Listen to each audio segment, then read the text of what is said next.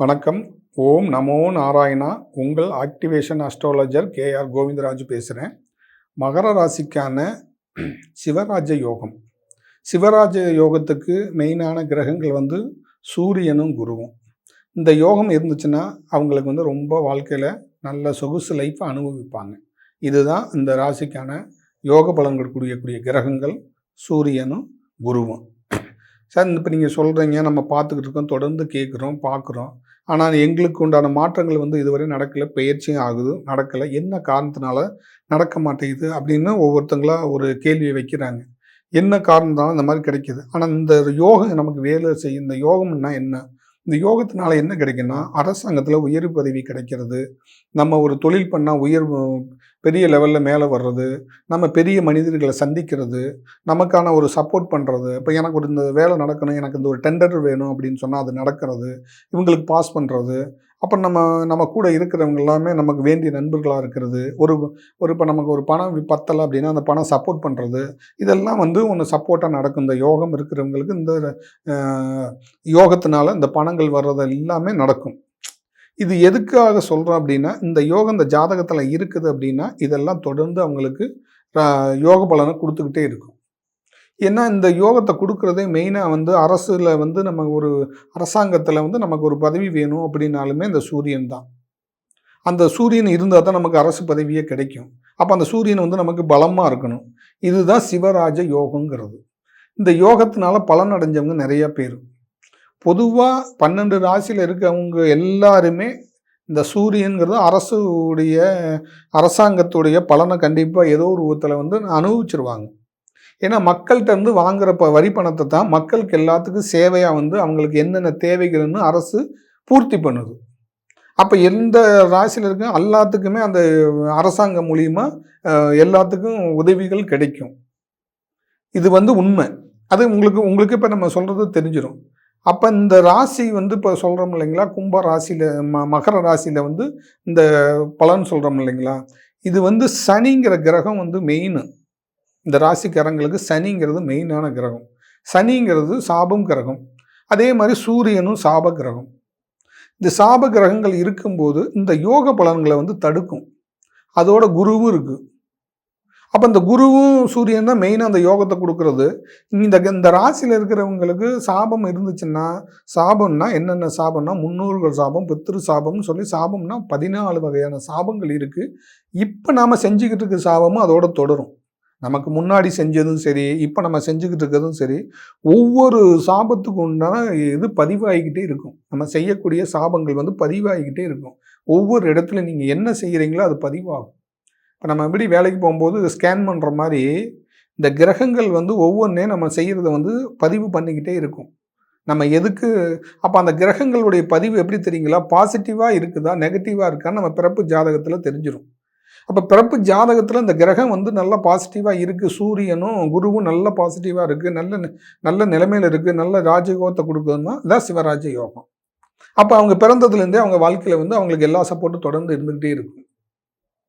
அப்போ அந்த அரசு பணிக்கு போகிறதுக்கு பயிற்சி எடுக்கிறது, ட்ரைனிங் போகிறது எல்லாமே அவங்களுக்கு எந்த தடையும் இல்லாமல் நடக்கும். ஒரு டாக்டர் ஆகிறது இது எல்லாமே உங்களுக்கு தொடர்ந்து அவங்களுக்கு எந்த விதமான இடையூறு இல்லாமல் அவங்களுக்கு நடக்கும். இப்போ நாளைக்கு படிச்சிருக்காங்க, நாளைக்கு ஒரு இன்டர்வியூக்கு போகிறாங்க, நாளைக்கு ஒரு டாக்டருக்கு சீட்டு கேட்க போகிறாங்க அப்படின்னா நாளே அவங்களுக்கு பணம் வந்துடும். இந்த யோகம் இருக்கிறவங்களுக்கு ஒரு வாரத்துக்கு முன்னாடி நடக்கிறது இப்போயே அவங்களுக்கு கண்கூடாக வந்துடும். பணம் கட்டணுமா, பணம் கட்டுறதுக்கு ஏதோ ஒரு வகையில் சோர்ஸ் வந்துடும்.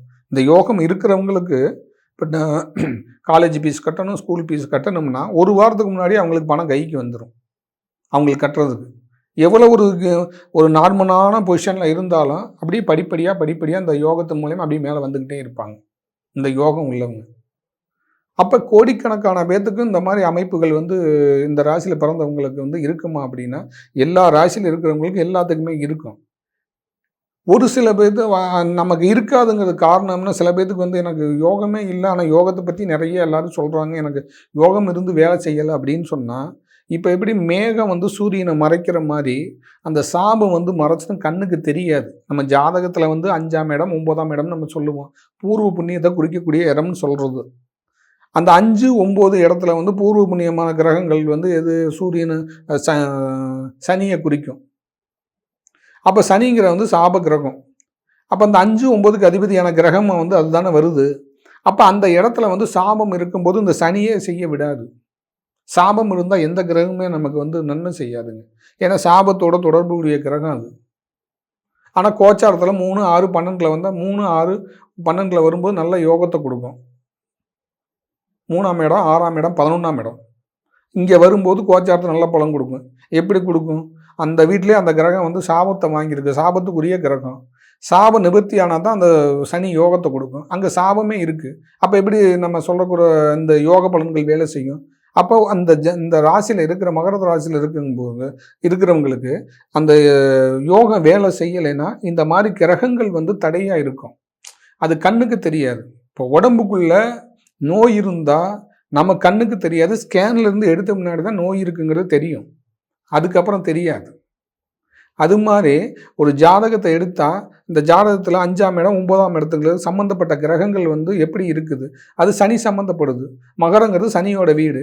அப்போ அங்கே சாபம் இருக்கும்போது இந்த யோகம் எப்படி வேலை செய்யும்? யோகம் வேலை செய்யாது. அப்போ சாப நிவர்த்தி ஆனோன்னு இந்த யோகம் வேலை செய்ய ஆரம்பிச்சிடும். சூரியனும் சாபத்துக்குரிய கிரகம். அப்போ அந்த சாபத்துக்குரிய கிரகங்கள் வந்து நடக்கும்போது அதோடைய கிரகங்களுடைய தசையோ புத்தியோ நடக்கும்போது இந்த கிரகங்களுடைய தொடர்பு இருக்கிறதுனால சாபம் இருக்கிறதுனால அந்த சாபத்தை தடுத்துறதுனால அவங்களுக்கு அந்த யோகம் வேலை செய்யறதில்ல. அப்போ பார்த்தீங்கன்னா எங்கே வந்து உங்களுக்கு ஒரு நம்ம வாழ்க்கையில் முன்னேறாததுக்கு அந்த கிரகங்களுடைய சப்போர்ட் இல்லாமல் இருக்கு பாருங்க. அப்போ கிரக சப்போர்ட் இருக்கணுங்கிறதுக்காக தான் நம்ம ஜாதக கட்டத்துலையும் நம்ம பார்க்குறது. இந்த நம்ம சொல்லக்கூடிய யோக பலன்கள்லாம் வந்து இந்த ஜாதக கட்டத்தில் இந்த கிரகங்கள் நல்லா இருக்குதா, சூரியனும் குருவும் நல்லா இருக்குதா. அப்போ அந்த சூரியனும் குருவும் நல்லா இருந்தால் தான் அவங்களுக்கு அந்த பலன்கள் கிடைக்கும். அவங்க வேலை கிடைக்கிறதான்னு சொல்லி ஒரு நல்ல லக்ஸுரியான வாழ்க்கையான எல்லா வசதியும் கிடைக்கிற மாதிரி இருந்தாலும் அதுதான் மெயினாக இருக்கணும். அந்த கிரக சப்போர்ட்டு இருக்கணும். அந்த கிரக சப்போர்ட் இல்லாமல் இருக்கிறனால தான் உடல் நோய் வர்றது. இப்போ அவங்களுக்கு அந்த சாபங்கள் இருக்கும்போது உடல் நோய், கடன்கள் வந்து அவங்க வாழ்க்கையில் மேலே வர முடியாமல் இருக்கிறதுக்கே காரணம். 80 வயசானாலும் 50 வயசானாலும் அதை அவங்க தொடர்ந்து அனுபவிச்சுக்கிட்டே இருப்பாங்க. ஒரு லைஃப்பில் வந்து ஒரு ஃப்ரீயாக இருக்கிறோம், நல்லா இருக்கும் அப்படிங்கிற ஒரு மைண்ட் செட்டே வராது. அப்போ அந்த சிவராஜ யோகம் வேலை செய்யறதுக்கு தடையாக இருக்கிறது சாபம் தான் தடையாக இருக்குது. இப்போ நம்ம எப்போ என்னென்ன இது செய்கிறோமோ அதுக்கு அந்த கிரகங்கள் வந்து நம்ம முன்னே நிற்கும். ஏன்னா 9 கோள்களுடைய ஆற்றலோட தான் நம்ம உடம்புல வந்து டச் ஆகும். ஒவ்வொரு கிரகத்துக்கும் ஒவ்வொரு ஆற்றல் வரும். நம்ம உடம்புல இருந்து ஒவ்வொரு பார்ட்ஸுக்கும் ஒவ்வொரு கிரகங்களுடைய தொடர்பு இருக்கும். புதன்கிற ஒரு கிரகம் வந்து ஜோதிடத்தை குறிக்கக்கூடிய கிரகம், உடல்ல வந்து நரம்பை குறிக்கக்கூடிய கிரகம். சனிங்கிறது எலும்பை குறிக்கக்கூடிய கிரகம், நரம்பை குறிக்கக்கூடிய கிரகம். இப்படி அந்த சம்பந்தத்தோட தான் அந்த 9 கிரகங்களோட சப்போர்ட்டோட தான் ஒரு வயிற்றுல ஒரு குழந்தையே உருவாகுது. கண்ணு, காது, மூக்குன்னு எல்லாம் வருது இல்லைங்களா, செவின்னு. இது கிரகங்களுக்கு ஒவ்வொரு பார்ட்ஸ் இருக்கும். நம்ம உடம்புல இருக்க ஒவ்வொரு பார்ட்ஸுக்கும் ஒவ்வொரு கிரகங்களுடைய அங்கங்கள் உருவாகிறது தான் ஒரு குழந்தையா உருவாகிறது. சும்மா உருவாகிறதுல ஒரு மனித பிறவி எடுக்கிறது பெரிய அபூர்வம். அதனால தான் விலை மதிக்க முடியாத சொத்துங்கிறது. உயிருக்கு விலை மதிக்க முடியாத சொத்து எதுக்கு ஒரு இடத்துல ஒரு நடந்துருச்சுன்னா ஒரு ஆக்சிடென்ட்னா உடனடியாக காப்பாற்றுறதுக்கு ஏன் பயப்படுறோம்? உடனடியாக அதுக்குண்டான ஆக்ஷன் எடுக்கணும். விலை மதிக்க முடியாத சொத்து. ஏன்னா எப்போ அந்த உயிர் மட்டும்தான் ஒரு மனிதன் வந்து விலை மதிக்க முடியாது. அந்த அளவுக்கு அது நிறைய இருக்குது. இதை பற்றி நிறைய நம்ம சொல்லலாம்.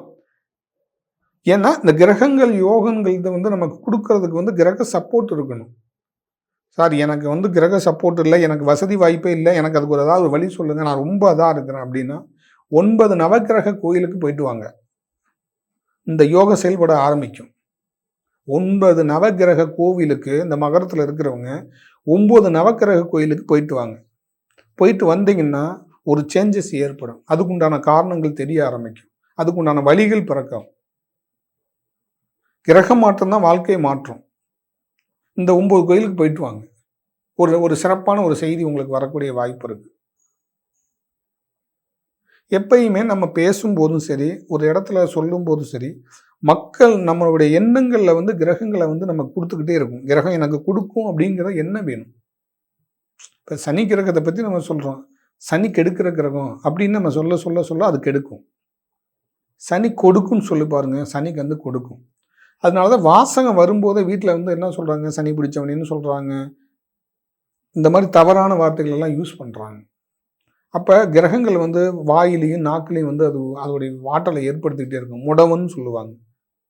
இதெல்லாம் வந்து கிரகங்கள்னால வர்றது. எனக்கு கிரகம் நன்மை செய்யும்.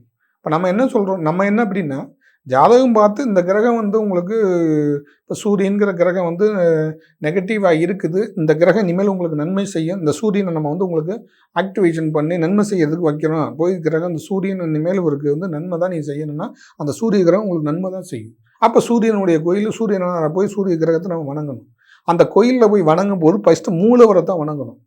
நீங்கள் 9 கிரகங்கள் போய் இப்போ நம்ம கும்பிடுறோம், முதல் வந்து மூலவர் யார், அந்த கோயிலில் அந்த கிரகத்துக்கு உண்டான மூலவர் யார். இப்போ நம்ம போய் சிவன் கோயிலுக்கு சனி கிரகத்துக்கு கோயிலுக்கு போகிறோம், சனிக்கு மூலவர் யார், தர்பேஸ்வரர் சிவன். அப்போ சிவனை வணங்கிட்டு நீங்கள் நேராக வந்து நவகிரகமான சனி கிரகத்தை வணங்கணும். நம்ம என்ன நினைக்கிறோம்னா நேரடியாக போய் அவரை தான் பார்க்குறோம். முதல்ல அவர் பிடிச்ச பிடியிலேருந்து நம்ம வெளியில் வரணுங்கிறதுக்கு தான் எல்லாரும் போகிறோம். நம்மளை ஆளை விட்டால் போதும் என்னை காப்பாற்றுன்னு கையெடுத்து கும்பிட போகிறோம்.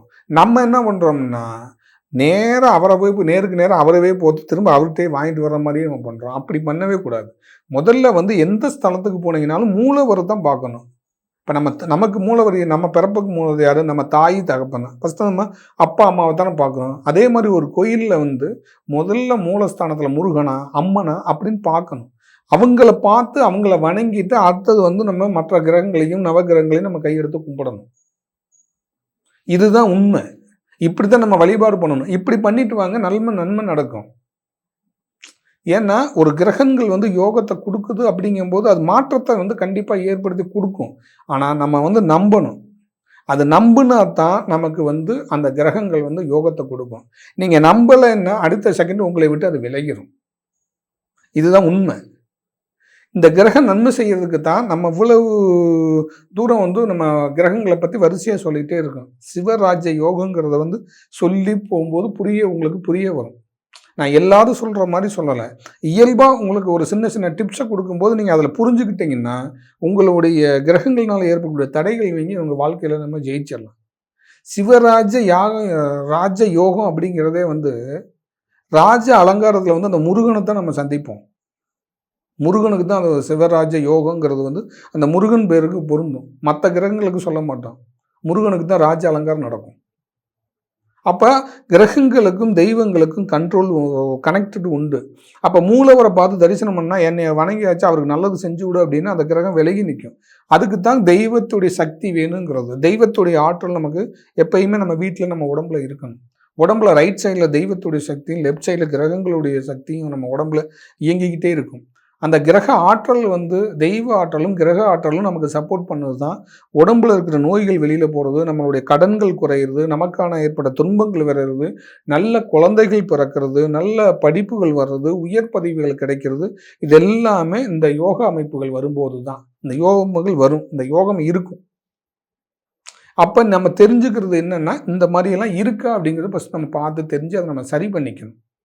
இப்போ நம்ம ஜாதகம் பார்க்குறோம். ஜாதகத்தில் என்னென்ன கிரகங்களுடைய இது நெகட்டிவாக இருக்குது, தோஷமாக இருக்குது, என்ன கிரகத்துடைய தோஷம் இருக்குது, என்ன சாபம் இருக்குதுன்னு அதை பார்த்து நம்ம அதை சரி பண்ணி அதுக்குண்டான மெடிசன் வச்சு அதுக்குண்டான மெட்டீரியல் வச்சு அதை சரி பண்ணும்போது அவங்களுக்கு சரியாயிடும்.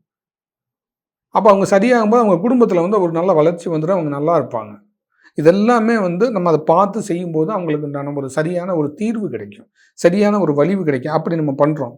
அப்படி சப்போஸ் உங்களுடைய ஜாதகம் என்கிட்ட பார்க்கணுன்னு விருப்பப்பட்டீங்கன்னா என்னுடைய கீழே இருக்கிற நம்பருக்கு கூப்பிட்டு அப்பாயின்மெண்ட் வாங்கிட்டு நேரடியாகவும் வரலாம், இல்லை ஆன்லைனில் நீங்கள் அப்ளை பண்ணலாம்.